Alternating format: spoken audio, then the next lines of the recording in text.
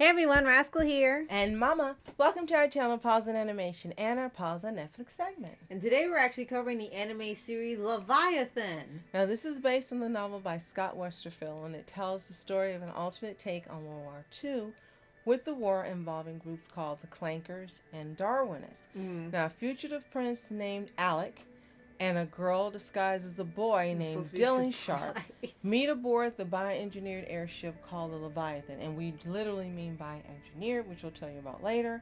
And their friendship changes the course of history. But before we start, be sure to like, subscribe, notification with the future podcast, and want to pause videos. Thank you so much for joining us today, subscribing to our channels, commenting everything you do. We appreciate you very much. Thank you, thank you, thank you. Yes.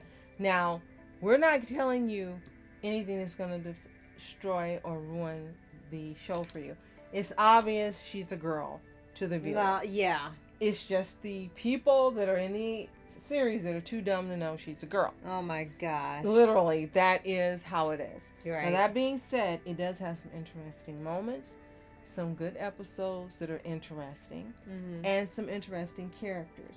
Is it high on our list like you gotta watch it? No. No. Is it on our list? We recommend it if you're looking for something to pass the time that's a little different, but you've seen done before, but it's done a different way, then yes. Yes, definitely. And we had actually been waiting for this anime for quite a while and been in the coming soon section with a reminder, and there really wasn't a date for it other than 2025. So when it finally arrived, we want to take a look at it, and especially since it was done by Orange, seems to have done Trigun and Beastar and some other shows with this sort of tone to it. And we were sort of caught off guard on how the story starts. It's like goes almost immediately into the story and the prince running. You don't even get to see what his family look like or anything. It's just that he has to leave immediately. And it's only 12 episodes, but apparently adapts the entire series of books in 12 episodes. And with that, we learned that a lot of stuff was changed and altered to fit a 12 episode slot. Character's name is Darren Sharp, D-E-R-Y-N. Darren. So correction. Darren. Now, it's described as steampunk, but we found that hard to believe after seeing it. It doesn't strike us as steampunk. It struck us as something they were attempting to do differently. The ship they were on was literally a bioengineered whale that was being used like a blimp, or they call it an airship. Yes, and they had a lot of different animals that were bioengineered, like the Flintstones, actually. Yes, literally. To be weapons, to be methods of transport. Right. And some of them were combined with robotic elements as well. Right. Well, I wouldn't call it steampunk. There's no way in heck this hit me as steampunk. I love steampunk. And that is the last thing I was thinking of when I personally watched it. Right. And I don't know if the definition has changed in recent years or not, but it seems to keep changing every time you see it.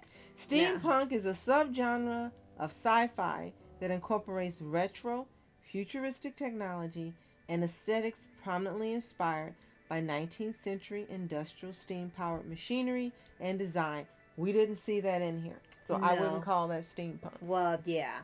And as you're watching, it's supposed to be the story unfolding. And what you usually get is that it starts up small and then it starts escalating the more it gets closer to the end. And parts of it succeeded. But I think its biggest flaw is that it's just too slow. When it has the action, it goes pretty fast on the action. It has a sense of danger and urgency. But when you're not in those elements, there's a lot of dialogue, which is okay, but that tends to keep going and keep going and keep going. Like they're saving up the action scenes and the war scenes for these grand episodes to use all the animation budget on, and are keeping it away. So in the meantime, you gotta hear these really long conversations that may not hold your attention. True. So a little more about the series, so you can make a decision whether or not you want to watch it. It's 12 episodes, so it's really short. They run between 22 and 29 minutes. The series is directed by Christophe Ferreira, produced by Katrina Minute and Yoshihiro Watanabe. And it was written by Yuichiro Kido and Yukata Usanaga. So the author actually didn't have anything to do with it. Not in The here. music was by Nobuko Toda and Kazuma Junonushi. And it actually has some very nice music. True, it does. Now, here's the thing that kind of can throw you off before we get to what Rascal learned was really changed about this from the book. As we mentioned, it's an alternate history of the First World War, not World War II. Oh, okay, and forgive the First that at the World beginning. War. Alexander, who's a prince, flees to Austro-Hungarian Empire. And he does it in what are called mechanized walkers. This is what we mean by it's not steampunk. It's mecha because when you see these walkers, they remind you of Code Geass. Yeah. And what they use. Code Geass was not steampunk in any way. It was mecha. So I would call this more mecha than I was steampunk, absolutely positively. Yeah. And the reason the story gets started because in the beginning, you find out that his mom and dad, the Archduke Franz Ferdinand, has been assassinated. And it starts off where they're trying to get him away without people knowing who he is so that he's not taken out as well. Right. And so that he can become the king. Right. And this is probably some type of story you've seen before in other shows. Definitely. But it still manages to try to be different from other depictions.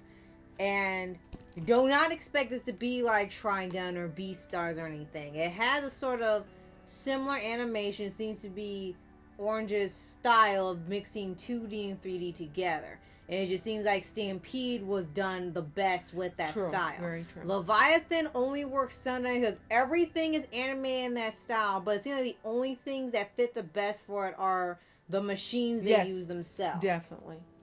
Now, we mentioned earlier that changes have been made to the anime and the source material. And it's not any secret that this happens all the time. Sometimes it works, and if it's better, they add things to it to work, or they keep in what works and leave out what doesn't. And other times it's horrendously wrong, and it's like, what have you done and ruined it? Now, we've never read the Leviathan book series, but there seems to be a lot of people that have read it and absolutely loved it. Even when the trailer came out, there was tons of fans for the book series that were happy to see a game anime adaptation. And it didn't seem to go outside of that fan base because it finally came out and there was zero talk about it. So on one hand, it didn't go outside its audience, and two, too much was changed from the material. And Netflix has had this happen with various anime, including Oku. Yes. And then what was the one Moonrise. Thank you. Moonrise, Oku. They've had this happen before. Grim Variations. You have an audience that particularly knows about it. And that's who it really satisfies. We knew absolutely nothing about this before watching it. We still don't know anything. Right. Because what Rascal's going to tell you a little about before we get to the voice actors and what works for the anime as we've seen it. Yeah. We don't really know anything still about this book. Right. And until we actually read it, we won't know. Now, if you have read the book, you're probably really aware of these changes already. But they have... The Leviathan anime has its own special Wikipedia, separate from everything else. And if you've read it, let us know in the comments. Right. And this person that organized this had an entire section dedicated to telling what the differences were from the books and the anime. And as you stated, they are huge, obsessive fans of the book series, so they listed every single detail from the major to the minor to line changes, everything, because they love this series. It's so many changes and alterations. You'll be scrolling for probably a couple minutes. I can't even list them all to you in this podcast because there's just so much. Another one that happened was Versailles. Yeah. Which was an excellent movie, but we watched it out of curiosity and loved it. But we learned there were some changes to that as well. Right. And Devil May Cry. Exactly. And it's not just like certain things were cut. There were storylines that were cut. The machines and how they look were altered. Characters were cut out. Character reveals were cut out. Characters lineage towards good or evil were changed. The secret of a shark being a girl was completely changed just because this was easier to write. Now, how was that changed? Well, it seemed like it was never really revealed that they never figured out that she was a girl. But they decided to do it in here because partially comedy. And then for the audience, it's obvious when you hear the voice actor, when you see the character. Yeah. You already know. Only like maybe it said only a few characters know she's a girl, but she keeps it hidden pretty successfully in the books. But in here, they made sure everyone knew, and then they have to get in their female message that you've seen everywhere else, and this is in Japan. It's not here. And another big thing. With the characters that towards the end of the series, and we do mean series, the way this ends, it seems like it's open-ended, but it's final. You can tell it's finished. Yeah. And they introduced their version of Nikola Tesla. And Tesla also was usually changed from the books to this anime. And Tesla is usually adapted depending on how the writer feels about him for their project. Because most depictions have him very eccentric, very wild, very wide-eyed. And in here, his depiction is a showman. He's a mad genius. He has all these inventions, and he wants to show the world just how incredible he is and how fantastic inventions are. He's going to save the world. He's very prideful and very showboaty, where he wants to show the world just how incredible his stuff and his mind can be to the world, which really pissed off Mama because she kept asking, why do they keep doing that? Well, because the showman thing is fun to watch, and he is not like this in the books. He's actually more of the villain in here, which is not a surprise. He's the only American in here, which is standard for a lot of animes. But And he was not treated as an American in the anime. No. He was a naturalized citizen in real life. Correct. But he was originally from what was called Serbia. So in this version, he's treated as a Serbian. And I think that's why he gets the flack in here.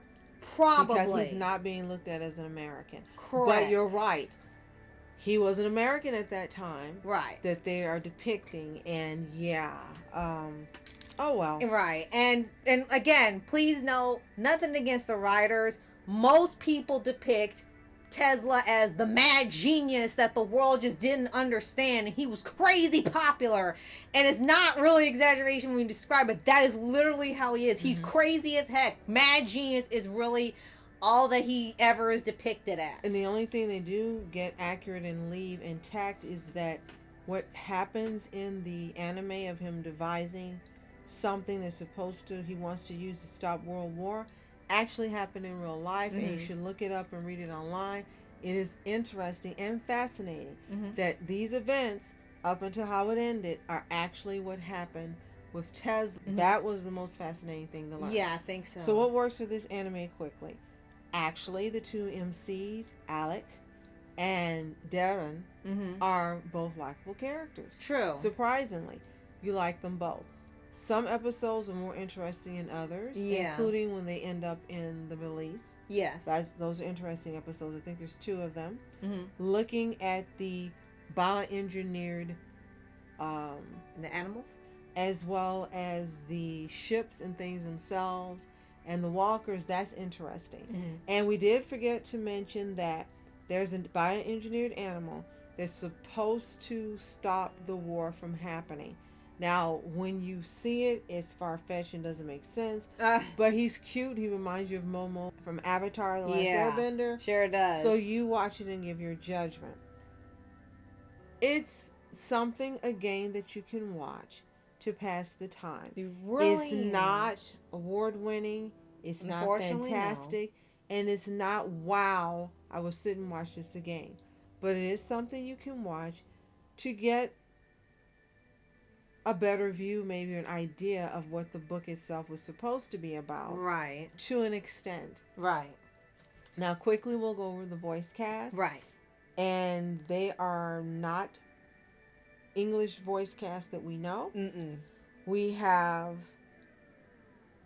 and I'm going to give the English only, Brogain Jessamine as Devon, We have Dor Wirtzman as Alex, Rob Nagel as Count Volger, Gregory Kupoli as Klopp, Michelle Lukes as Dr. Nora Barlow, Knox Collier as Newkirk, Ren Holly Liu as Lilt, Christopher Jones does Nikola Tesla, Deborah Geffner as Nene, Jacob Nichols as Hoffman, Matthew Crowley as Rigby, Piers Stubbs as Matthews, Jason Anthony as Thomas, Connor Keane as Hurst, John P. Mawson as George Darwin, and yes, the actual Darwin is being portrayed here. Yes. Caleb Hafen as Pavel, Michael Benyar as Zavin, and Marcelo Tuber as the Sultan. And you'll find out about that when they go to the Middle East. Yes, and it's worth noting that this time around, we do not recognize majority of these voice actors because they chose people that were the same nationality as the characters in the anime, so you may recognize a couple, but it's not really people you're really well familiar with or seen in multiple things. Lastly, the series received average to positive reviews in the English-speaking countries. Praises directed at the world building, the action, the themes, and the art direction, but Polygon and Ready Steady Cut criticized the young adult tone and underuse of the premise, so it's saying that it was dumbed down. And it for might Netflix. It might have, knowing how many changes were made, it might have been. Now, IGN says it's a potential modern classic, and I disagree, unfortunately. Comparing the animation and setting to Studio Ghibli, I think she's way off. Carrie, no, there is no comparison to Ghibli. It is definitely not a modern classic. But I can believe that the book was probably better, and if that had been adhered to more, we probably would have gotten a better anime. I can definitely believe that. Yes. So if you've seen Leviathan or even read the original book, let us know in the comments. What are your thoughts on it?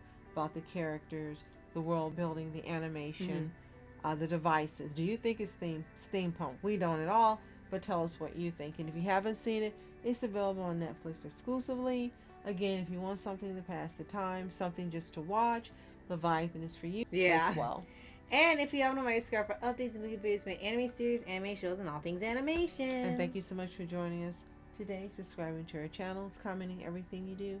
As always, you are special. Thank you so much for watching Mask Entertainment and Mom Entertainment. Have a toontastic day. Peace.